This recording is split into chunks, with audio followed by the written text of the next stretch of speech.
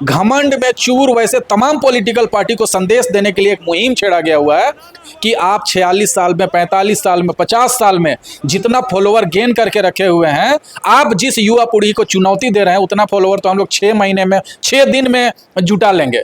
अंधभक्ति चरम पे है। सिर्फ यहाँ की अर्थव्यवस्था नहीं बल्कि पूरा आमूल चूल जो ढांचा है वो ध्वस्त होने के कगार पे है। अंधभक्ति का दौर का चरम समय चल रहा है। क्लस्टर सिस्टम आ रहा है एजुकेशन यूनिवर्सिटीज वगैरह में, उसको आप कैसे देखते हैं? अच्छा है कि लोग कहते हैं तेल का भी समस्या है और मोदी जी बाहर जाके मेलोडी चॉकलेट गिफ्ट करते हुए इटली के ये को नजर आते हैं देखते हुए, तो इस चीज़ों को आप कैसे देख रहे हैं? देखिए, मेलोडी चॉकलेट जब लॉन्च हुआ था ना तो उसका पंचलाइन था मेलोडी खाओ खुद जान जाओ। तो गैस की क्या स्थिति है, वो आप अगर घरेलू आदमी है, आपका परिवार है, तो आपको समझ में आ जाएगा कि गैस की स्थिति क्या है। अगर आपके पास बाइक है या कार है तो आपको समझ में आ जाएगा कि पेट्रोल की स्थिति क्या है, डीजल की स्थिति क्या है। ये कोई बताने वाली चीज़ नहीं है, ये मेलोडी खाओ खुद जान जाओ। आप अगर जिंदा हैं, सांस ले रहे हैं, तो वर्तमान केंद्र सरकार जो है वो खून चूस ले रही है और उस खून को चूस के और देश को मार्केटिंग के जरिए, सोशल मीडिया के जरिए विश्व गुरु बनाने का दावा कर रही है। तो मेलोडी खाइए खुद जान जाइए, ऐसे सरकार के दौरान में आप जिंदा हैं, यही आपकी उपलब्धि है। अच्छा, कुछ लोग तो कहते हैं कि ठीक है तेल मिले ना मिले, पेट्रोल मिले ना मिले, गैस मिले ना मिले, फिर भी मोदी को ही वोट देंगे। अंधभक्ति चरम पे है और ऐसे लोगों को हम बारंबार नमन करते हैं। और ऐसे लोगों का जो है चौक चौराहों पे मूर्ति बनना चाहिए। जो लोग इस बात के पक्षधर हैं कि भाई डीजल मिले ना मिले, गैस मिले ना मिले, घर पे कोई उनके बच्चे पढ़े ना पढ़ें। आपको एक चीज़ और बता रहा हूँ, जितने प्रमुख विश्वविद्यालय हैं पूरे देश भर के, वहाँ कोर्स बंद हो रहे हैं। क्लस्टर सिस्टम आ रहा है, कोर्स बंद हो रहे हैं और जो अलग अलग स्पेशलाइज्ड सब्जेक्ट के डिपार्टमेंट थे वो बंद हो रहे हैं। जितने भी सरकार के विभाग हैं, चाहे कृषि विभाग हो, पशुपालन विभाग हो, उससे जुड़ा हुआ जो संबंधित छोटे छोटे विभाग थे, स्पेशलाइज्ड विभाग थे, जिनका विशेषज्ञता था स्वरोजगार को बढ़ावा देना, वो सारे विभाग बंद हो रहे हैं। तो देश गर्त की तरफ जा रहा है। सिर्फ यहाँ की अर्थव्यवस्था नहीं बल्कि पूरा आमूल चूल जो ढांचा है वो ध्वस्त होने के कगार पे है। और ऐसे विध्वंसकारी समय में भी अगर कुछ लोग ये कह रहे हैं कि भाई डीजल मिले ना मिले, गैस मिले ना मिले, कल को इनको ऑक्सीजन मिले ना मिले, ये वोट दें जिनको जहां देना है। अंधभक्ति का दौर का चरम समय चल रहा है, उन अंधभक्तों को बारंबार नमस्कार है। मीडिया में एक न्यूज़ बड़ा ट्रेंडिंग चला था जब नॉर्वे की पत्रकार ने, एलिना ने मोदी से सवाल पूछने का कोशिश किया और मोदी जी चले गए, जवाब नहीं दिए। तो और यहाँ पर भी ज़्यादा पीसी वगैरह करते हुए नहीं नज़र आते हैं। तो क्या लगता है कि मोदी जी मीडिया से भागते हुए नजर आते हैं क्या? आप लोग मीडिया क्षेत्र से हैं, आप लोग खुद समझ सकते हैं कि कोई भी सरकार के खिलाफ आप न्यूज़ चला दीजिए, आपको सरकार, पुलिस और स्थानीय जो गुंडे दबंग लोग हैं फ़ोन करके धमकी देना शुरू करते हैं। इकलौता पूरे विश्व में नॉर्वे ऐसा देश है जहाँ के जर्नलिस्ट, जहाँ के रिपोर्टर या जहाँ की मीडिया सबसे मजबूत मानी जाती है, ये आपको भी मालूम है। तो नॉर्वे जैसे देश के मीडिया बंधुओं से ही ये उम्मीद की जा सकती है कि ऐसे ढकोसला पालने वाले प्रधानमंत्री, नॉर्वे का जो, और ऐसे जुमलाबाजी करने वाले प्रधानमंत्री को वो लोग रडार पे ले सकते हैं। ये सिर्फ नॉर्वे देश के ही मीडिया बंधुओं से उम्मीद किया जा सकता है। हम आप लोगों से भी यह उम्मीद करते हैं कि चाहे आपके माइक के सामने प्रधानमंत्री क्यों नहीं बैठ जाए, मुख्यमंत्री क्यों नहीं बैठ जाए, लेकिन सवाल जो आपका होना चाहिए वो जनसरोकार से जुड़ा होना चाहिए, शिक्षा से जुड़ा होना चाहिए, स्वरोजगार से जुड़ा होना चाहिए, स्वास्थ्य सुविधाओं से जुड़ा होना चाहिए, आर्थिक व्यवस्था जिस ढांचे पे चलनी चाहिए, आम आदमी जिस मुद्दे से मजबूत होगा, उन मुद्दों से संबंधित सवाल आप लोग पूछते रहें। नॉर्वे के मीडिया के लोगों को आप जो है अपना मार्गदर्शक के तौर पे लें और एकदम निष्पक्ष पत्रकारिता जिस तरीके से आप दोनों के चैनल में देखने को मिलती है, भविष्य में भी वो निष्पक्ष पत्रकारिता दिखे, यही हम आपसे उम्मीद करते हैं। तो नॉर्वे का मीडिया का रैंकिंग क्या यहाँ के रैंकिंग से अच्छा है? नंबर 1 है। नॉर्वे में जर्नलिज्म जो है वो टॉप पे है। वहाँ की मीडिया को तमाम वो अधिकार मीडिया तो ये भी दिखा रही है कि उस मीडिया, वो जो क्या जर्नलिस्ट थी उसका ज़्यादा फॉलोवर नहीं था, ज़्यादा व्यूअर नहीं था, लेकिन जब से ये सवाल आया तब से वो मैंने ट्रेंडिंग में चल रही है। देखिए, राज्य सरकार और केंद्र सरकार में जिस तरीके से मीडिया को पालतू बनाया जा रहा है, एक दिन वो भी है कि अगर आप कुछ पैसे मीडिया के सामने फेंक देना तो वो गूह को भी गूढ़ साबित करने में लग जाएंगे। लेकिन हाँ, आपकी विश्वसनीयता और आपका भविष्य इस बात पे निर्भर करता है। आपने अगर अपने कंधे पे जर्नलिज्म जैसी या पत्रकारिता जैसी जिम्मेदारी ली है, तो कितना मजबूती से और कितना दृढ़ इच्छा शक्ति के साथ आप काम करते हैं, ये मायने रखता है। सुने आप पढ़े लिखे हैं, दो नौकरी छोड़े हुए हैं, तो इंटेलेक्चुअल होंगे ही, ये मान के हम चलते हैं। डॉलर बढ़ रहा है, डॉलर का जो वैल्यू है वो बढ़ रहा है, रुपया गिर रहा है, इसको कैसे देखते हैं? 96 हो गया, 95, 96। देखिए, जब देश की तमाम व्यवस्थाएं गिर रही हैं, आम आदमी गिर रहा है, चुनौतियां मुंह बाए खड़ी हैं, शिक्षा हासिल करना चुनौती है, जिंदा रहना चुनौती है, ऐसे समय में रुपया की क्या चिंता करें। यहाँ आम आदमी जो है सांस लेने के लिए क्राइसिस झेल रहा है। महिलाएं जो है, माताएं बहनें, घर में चूल्हा कैसे जलेगा उसके लिए चिंता कर रही हैं। जो लोग कामकाजी लोग हैं, वो अपने बच्चों का फ़ी कैसे जमा करेंगे, उनका स्कूल का वैन का पैसा देंगे कैसे, वो बच्चों का यूनिफॉर्म कैसे जुटाएंगे, उनके बच्चे शिक्षा हासिल करने के बाद कहीं नौकरी हासिल कर भी पाएंगे कि नहीं पाएंगे, इस चिंता में जो माता पिता जो है आत्महत्या करने के दौर से गुजर रहे हैं, ऐसे समय में रुपया की चिंता करना वो नाहक मतलब एक बड़ा सवाल है।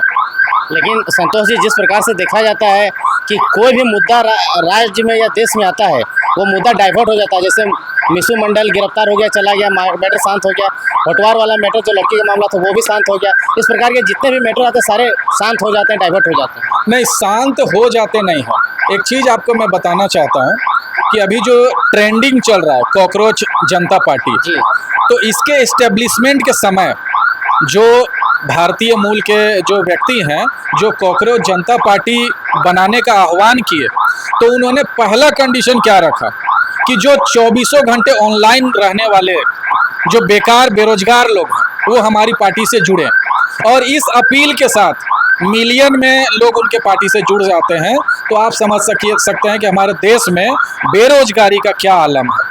तो ये कॉकरोच जनता पार्टी जो है वो साफ तौर पे दिखाता है कि भारत में बेरोजगारी का आलम क्या है, और इस बेरोजगारी की चिंता किए बिना अपना जीवन यापन करने वाले रोजगारों के युवाओं की संख्या कितनी भारी तादाद में है, ये आप कॉकरोच जनता पार्टी का हाल देख के समझ सकते हैं। आपको बताना चाहेंगे कि अनरजिस्टर्ड एक पार्टी बनी है 4-5 दिन पहले, कॉकरोच जनता पार्टी। जब एक CGI का जब एक बयान आया था उसके बाद से बना है, और युवाओं ने इसको अपना ईगो के तौर पे लिया था और पार्टी का गठन किया। ना इसका ऑफिशियल कहीं कार्यालय है, ना कहीं रजिस्टर्ड है, ना इसका कोई केंद्रीय अध्यक्ष है, ना कोई पद बंटवारा गया है। लेकिन बीजेपी का जो फॉलोवर है और अन्य पार्टी का जो फॉलोवर है उसका फॉलोवर से डबल हो गया, 15 मिलियन से ज़्यादा फॉलोवर हो गया। तो क्या ये दर्शाता है कि झारखंड में या देश भर में पूरा बेरोजगारी छाया हुआ है और लोग ये बेरोजगारी को साबित करने के लिए ये देखिए, एक सबसे पॉजिटिव बात क्या है कि चीफ जस्टिस जैसे मुख्य पदों पे बैठे हुए लोग अगर इस तरीके का गैर जिम्मेदाराना बयान और युवाओं को अपमानित करने वाला बयान जारी करते हैं, और वैसे RTI एक्टिविस्ट, सोशल एक्टिविस्ट और जो समाज के खिलाफ बोलने वाले लोग हैं, जो इन्फ्लुएंसर्स हैं, जो लोग तीखी आलोचना करते हैं सिस्टम की, उन लोगों को पैरासाइट बोलना, उनको तिलचट्टा बोलना, ये देश के युवा जो देश की रीढ़ होते हैं, जो भविष्य होते हैं, उसका घोर अपमान है। और इतने बड़े पद पे बैठे हुए व्यक्ति द्वारा यहाँ के युवा पीढ़ी को अपमानित करना, मतलब ये साफ साबित करता है कि सत्ता पे बैठे हुए लोग कितने निरंकुश हो चुके हैं और उनकी सोच कितनी गिरी हुई और कितनी घटिया सोच है उनकी। तो वो अपने पद के साथ किस तरीके से न्याय करते होंगे और उनका सोच युवाओं के लिए या न्याय व्यवस्था के लिए या सामाजिक न्याय के लिए किस हद तक वो डील करते होंगे, इसका अनुमान लगाया जा सकता है। मान लिया जाए हम B.Ed किए हैं, PG किए हैं, कोई भी स्किल वाला एजुकेशन लिए हुए हैं, हमारे पास में वैकेंसी नहीं है, रोजगार नहीं है, तो हम क्या करेंगे? भ्रष्टाचार के सिस्टम को दिखाएंगे, कहाँ करप्शन हो रहा है, उन सारी चीज़ों को दिखाएंगे। यदि उन सारी चीज़ों को अगर दिखाने का प्रयास करते हैं तो बड़े लोगों के द्वारा कहा जाता है कि ये लोग बेरोजगार लोग जो है कि समाज के लिए कॉकरोच की तरह से खून चूस करके ये लोग सिस्टम के खिलाफ में एक दिमाग की तरह काम कर रहा है। देखिए भाई, आप आज अगर एक पत्थर आसमान पे उछालते हैं और वो पत्थर किसी के माथे पे गिरेगा ना, तो वो B.Ed किया हुआ है, फार्मेसी किया हुआ है, MBA किया हुआ है, B.Tech किया हुआ है, MBBS किया हुआ है, PhD किया हुआ है, शिक्षित लोग हैं। शिक्षित लोगों की तादाद इतनी बड़ी है, आप उसके साथ न्याय नहीं कर पा रहे हैं। आप उनको ना तो स्वरोजगार के साथ जोड़ पा रहे हैं, ना रोजगार के साथ जोड़ पा रहे हैं, ना उनके शैक्षणिक योग्यता को जस्टिफाई करते हुए वो अपने जीवन का निर्वहन कैसे करेंगे, उसको आप कोई बेंचमार्क नहीं दे पा रहे हैं, कोई प्लेटफॉर्म नहीं दे पा रहे हैं। तो आप अपने फेलियर को, आप अपनी असफलता को स्वीकार करने की जगह आप बेरोजगार लोगों के ऊपर उंगली उठा रहे हैं, उनको कोस रहे हैं और सिस्टम के खिलाफ वो जो आवाज़ उठा रहे हैं उसको बंद करने की कोशिश कर रहे हैं। तो उनकी गलती नहीं है, गलती आपकी है कि आपके जैसे अयोग्य लोग प्रमुख पदों पे कैसे एन केन प्रकार बैठे हुए हैं। हमारी चिंता इस बात को होनी चाहिए कि जहां 6 दिनों में मिलियंस फॉलोवर जो है वो 15 मिलियन प्लस लोग कॉकरोच जनता पार्टी के अपील के साथ जुड़ते हैं कि आप अगर ऑनलाइन हैं, आप अगर भ्रष्ट तंत्र के खिलाफ बोलना चाहते हैं, आप उसके खिलाफ आवाज़ उठाना चाहते हैं, तो आप हमारे मुहिम से जुड़िए। ये एक वर्चुअल मुहिम है, ये कोई पॉलिटिकल पार्टी नहीं है, फिजिकल नहीं, ये वर्चुअल है। ये डिजिटल प्लेटफॉर्म पे भारतीय जनता पार्टी को और साथ ही साथ घमंड में चूर वैसे तमाम पॉलिटिकल पार्टी को संदेश देने के लिए एक मुहिम छेड़ा गया हुआ है कि आप 46 साल में, 45 साल में, 50 साल में जितना फॉलोवर गेन करके रखे हुए हैं, आप जिस युवा पीढ़ी को चुनौती दे रहे हैं उतना फॉलोवर तो हम लोग 6 महीने में, 6 दिन में जुटा लेंगे। जिस दिन भारत का जेन जे जाग जाएगा, कहा ही जा रहा है कि ये जेन जे है जो बिल्कुल जब भ्रष्टाचार चरम पे पहुंचता है, जब बेरोजगारी चरम पे पहुंचता है, तब नक्सलवाद पनपता है, आतंकवाद पनपता है, तमाम तरीके के नरसंहार होते हैं और देश उसी मुहाने पे खड़ा है। ये कॉकरोच जनता पार्टी ने ये साबित कर दिया है कि मात्र 6 दिन में 15 मिलियन फॉलोवर इस अभियान से जुड़ रहे हैं। इसका मतलब 15 मिलियन से ज़्यादा लोग इस सिस्टम से, देश में जो सरकारें चल रही है, जो प्रखंड में, जिला में और राज्य स्तर पे जो पदाधिकारी बैठे हुए हैं, उनके कार्यशैली पे लोगों का असंतोष इतना, रोष इतना फैला हुआ है कि 15 मिलियन फॉलोवर जो है ये साबित करते हैं कि इतनी बड़ी संख्या में यूथ इस सिस्टम के खिलाफ हैं और देश में जो चीज़ें चल रही है, जो भ्रष्ट तंत्र चल रहा है, उसके खिलाफ चल रही है। ठीक है, वो तो खिलाफ में है। इसका प्रभाव क्या होगा, इसको स्कोप क्या आप देख पा रहे हैं, अपॉर्चुनिटी क्या देख पा रहे हैं, क्या कर पाएगा ये 15 मिलियन फॉलोवर? देखिए, जिस भारी तादाद के साथ में ये फॉलोवर्स एक प्लेटफॉर्म पे आए हैं, जिस दिन ये अपील हो जाए, अभी ये अपील क्या हुआ था कि जितने लोग 24 घंटे ऑनलाइन रह रहे हैं वो लोग इस मुहिम के साथ जुड़ जाएं। जिस दिन इस अपील के साथ में कि जो लोग देश को संभालना चाहते हैं, सत्ता को संभालना चाहते हैं, सिस्टम को बदलना चाहते हैं, वो लोग एकजुट हो जाइए और उस दिन अगर 15 मिलियन, 20 मिलियन, 50 मिलियन अगर यूथ एकजुट हो जाते हैं, देश बदल जाएगा। अच्छा, झारखंड में एक क्लस्टर सिस्टम आ रहा है एजुकेशन यूनिवर्सिटीज वगैरह में, उसको आप कैसे देखते हैं, अच्छा है कि खराब है? देखिए, जो वर्तमान न्यू एजुकेशन पॉलिसी है वो पूरी तरीके से फ्लॉप है।